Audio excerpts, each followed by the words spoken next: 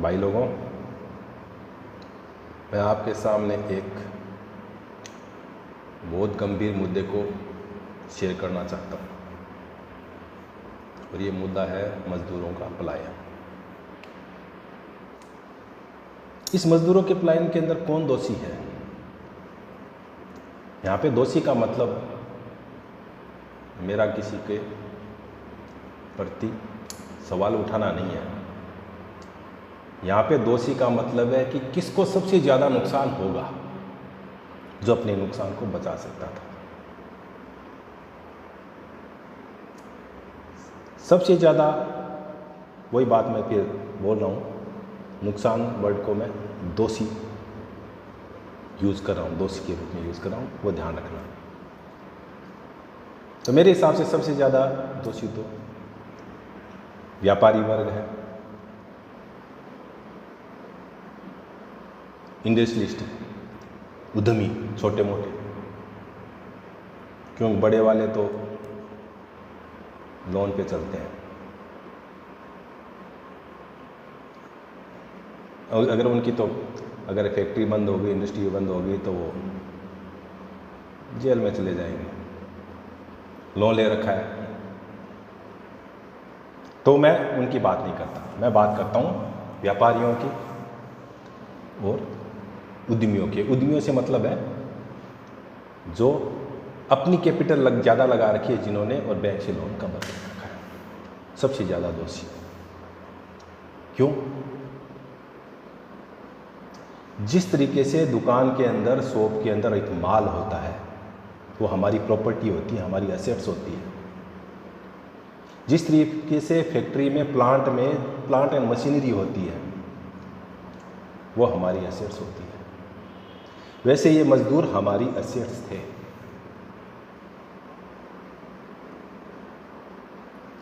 मैं एक एग्जांपल देता हूं आपको, खारी बावली। अब एक बात बताओ, अगर खारी बावली के मजदूर सब चले गए तो खारी बावली को खोल के, दुकान को खोल के आप बैठ जाओगे और आपके पास व्यापारी आएगा तो बोरियां आप उठाओगे या व्यापारी उठाएगा?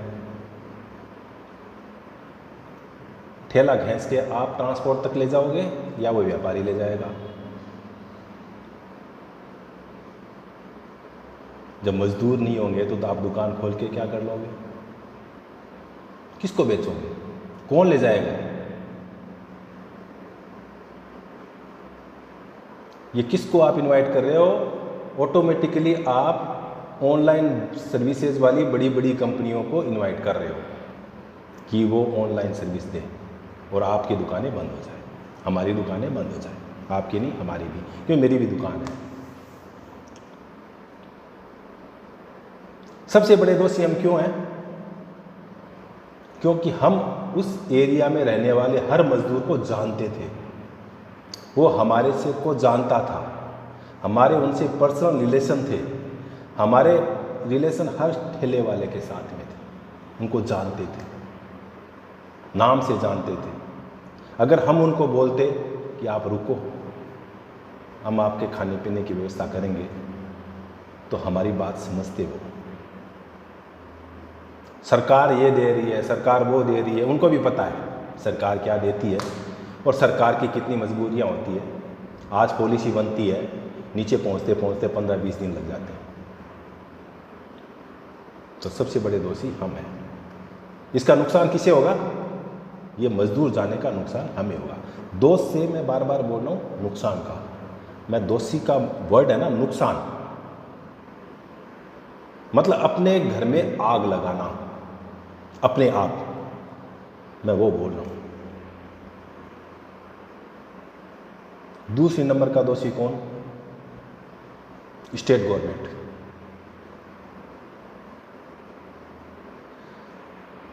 अगर हम दुकान खोल के बैठे हैं, हमारे पास मजदूर नहीं है, हमारे पास जो ठेले वाले नहीं हैं, हमारे माल की बिक्री नहीं होगी, तो गवर्नमेंट को टैक्स कहाँ से मिलेगा? तो जैसे मजदूर हमारी एसेट्स थी, वैसे स्टेट गवर्नमेंट की भी एसेट्स है। हमारा माल बिकेगा तभी तो टैक्स मिलेगा। अगर हमारा माल ही नहीं बिकेगा तो उनके यहाँ से इनकम कहाँ से आ जाएगी? अभी तो हमें पता लग ही गया ना, कोरोना में कम से कम हमें ये पता लग गया कि गवर्नमेंट भी एक व्यापार करती है और ये भी टैक्स पे ही जिंदा है। अभी लॉकडाउन हो गया, जिस शराब की बुराइयां करती है गवर्नमेंट, उसी की ड्यूटी बढ़ा दी, उसी के ठेके खोल के उससे वसूली कर रही है। तो हमें पता लग गया हमारे बगैर गवर्नमेंट भी कुछ नहीं कर सकती। तो सबसे सेकंड दोषी कौन हुआ? State government. क्योंकि स्टेट गवर्नमेंट को जो जीएसटी का कलेक्शन होता है उसका हिस्सा उस स्टेट को अपने जो स्टेट में जो कलेक्शन होता है उसमें उसका पार्ट ज़्यादा होता है। कोई नहीं सोच रहा, सब भगाने में लगे हैं, ट्रेन में बिठाओ, भेजो, खर्चा बचाने के लिए। हम व्यापारी भाइयों ने भी तो खर्चा बचाने के लिए किया, हमने डोनेशन दे दिया, हमने और कहीं पे गरीब आदमियों को खाना बांट दिया। अरे अपने कम से कम यार, सबसे शुरुआत सबसे ऐसा है, अगर किसी को भी डोनेशन की, किसी को भी चंदे की, किसी को भी सहायता की शुरुआत करनी चाहिए तो सबसे पहले अपने घर से के आसपास से करनी चाहिए। ये पुरानी कहावत है। फ़ोटो खिंचवाने के लिए मैंने जाके और दूसरे एरिया में जाके वहाँ पे मैं बांट के आ गया। अरे पहले अपने घर के आसपास तो देख लो।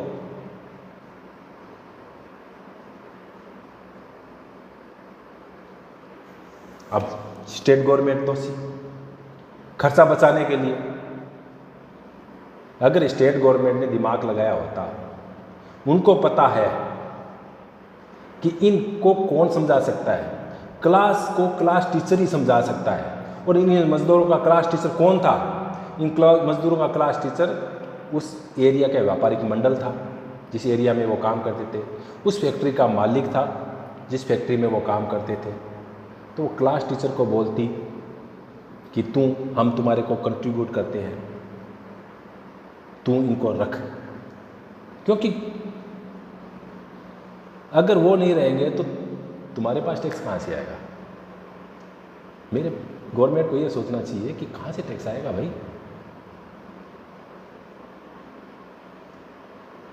तो नंबर 1 दोषी हम व्यापारी वर्ग, उद्यमी। मैं उद्यमी की वो बड़ों वालों की बात नहीं कर रहा जिनके अकाउंट आज भी एनपीए खड़े हैं और जो आज भी डिसइन्वेस्टमेंट की लाइन में खड़े हैं। पैसे थोड़े देना पड़ता है, खाली बैंक में लेजर ही तो चेंज होगा, इस नाम को उठा के इस नाम में टिका दो। उनकी बात नहीं कर रहा मैं, जो अपने पैसे लगा के जो तपस्या कर रहा है, मैं उनकी बात कर रहा हूँ। जो सब कुछ सहता है, जो चोर वर्ड को भी सहता है कि तू चोर है, वो भी सहता है, उसकी बात कर रहा हूँ। तो सबसे दोषी हम। अगर हम इन मजदूरों को अपनी एसेट समझते तो हम चलते, हमारा व्यापार चलेगा। मजदूर होंगे तभी तो चलेगा, कर्मचारी होंगे तभी तो चलेगा। अपने बेटे तो आएंगे नहीं बोरी उठाने के लिए। दूसरी, स्टेट गवर्नमेंट। जब कलेक्शन नहीं आएगा तो शराब कितनी बेचोगे? कितनों का लीवर खराब करोगे? खाली शराब पे चला लो स्टेट गवर्नमेंट। अब आ जाओ सेंट्रल गवर्नमेंट में। भाई साहब, सेंट्रल गवर्नमेंट के पास भी चारा हम लोगों से, रास्ता जो जाता है वो हम लोगों से ही जाता है। जो सेंट्रल गवर्नमेंट के पास भी टैक्स का कलेक्शन होता है वो हमसे ही होता है। हम जो टैक्स पे करते हैं, अगर हमारी दुकान ही नहीं चलेगी तो इनकम टैक्स कहाँ से देंगे हम? जब इनकम ही नहीं होगी तो टैक्स कहाँ से दोगे? जीएसटी का पार्ट भी, जब धंधा नहीं चलेगा, जैसे स्टेट गवर्नमेंट को नहीं मिलेगा वैसे सेंट्रल गवर्नमेंट को भी नहीं मिलेगा। कहाँ से आएंगे पैसे?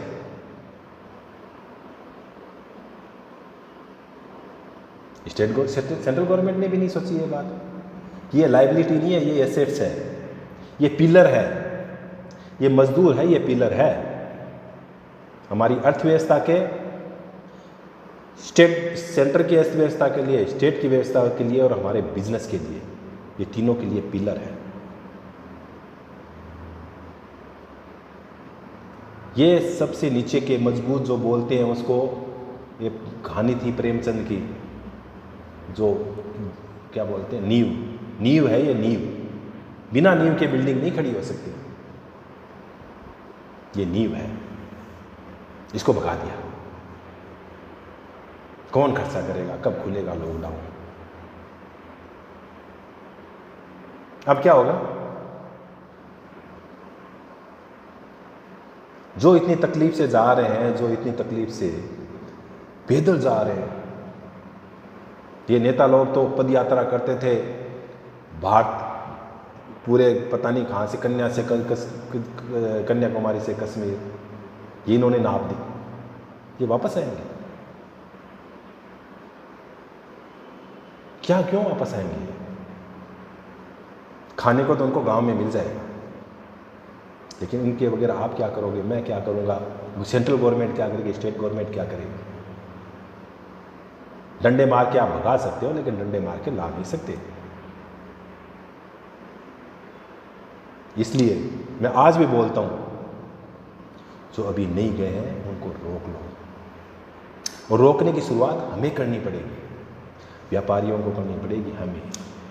हम इनके क्लास टीचर हैं, वो हमारी बात मान सकते हैं, हमारी उनसे पर्सनल रिलेशन है,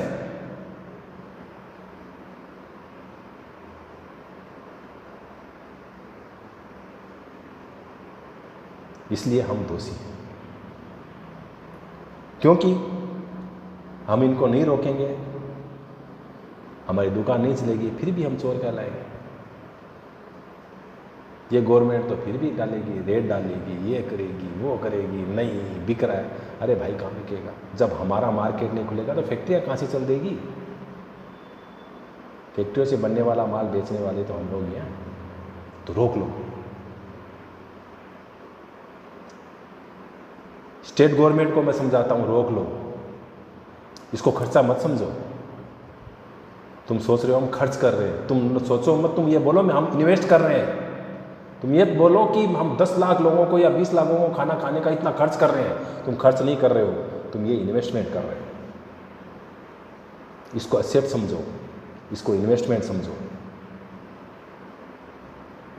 वरना सारा ढांचा बिगड़ जाएगा। धन्यवाद। मैं आपको इतना ही कहना चाहता हूँ। अगर मैं गलत हूँ तो मेरे को आप सुझाव दो, मेरी कोई गलती है तो मेरे को माफ़ कर देना भैया। मैंने किसी के बारे में गलत नहीं कहा, मैंने सलाह दी है।